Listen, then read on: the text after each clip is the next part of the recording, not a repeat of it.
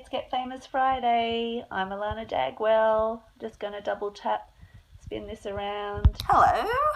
Hi. Fix up my hair as I always do.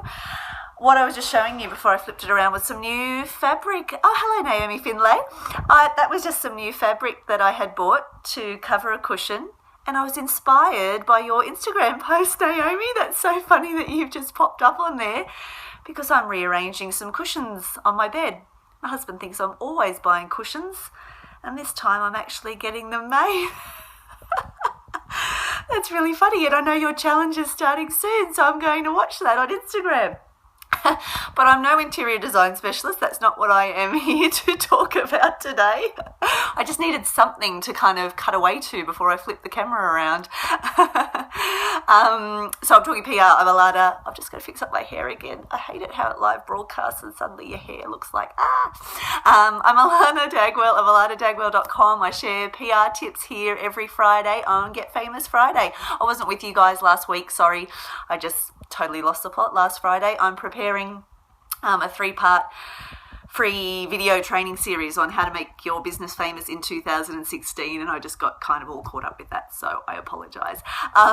So what's happening this week? I'm doing working with a few clients to do their PR, actually. Working with a lady who has a book, and just kind of thinking from the experience that I've had with her this week. I have reviewed her materials, and she's actually doing the PR herself, which is a service that I offer. And we're just talking about timing. Sometimes PR is all about timing, it's getting that right journalist on the phone and that type of thing, and the stars aligning and them having a free page or something like that to fill. So I just kind of wanted to convey that you don't always have to... You do have to keep trying with PR, basically. It's not always, you're not always going to hit the target all the time, but don't be disheartened. Keep trying, and if you find that right journalist and the stars align and everything like that, it can really work.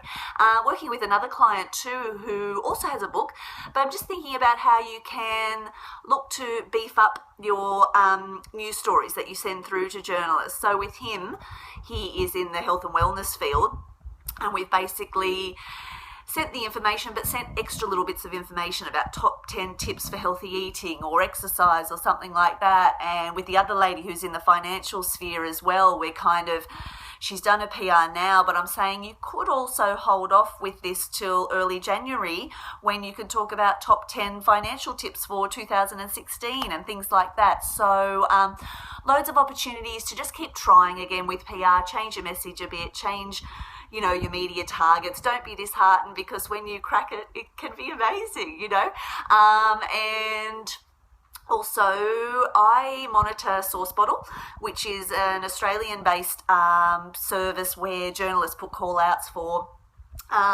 experts and free products to give away and advice and people to interview.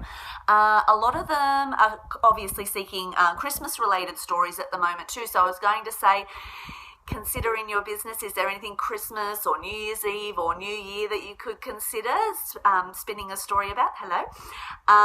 Also, monthly magazines typically work about 3 months in advance, and I see a lot of journalists are seeking ideas already for Valentine's Day. So if you happen to be in the relationship type of area, if you're a coach, a counsellor, even if you're a retailer with great products that might be suitable for Valentine's Day, there's some opportunities there for you.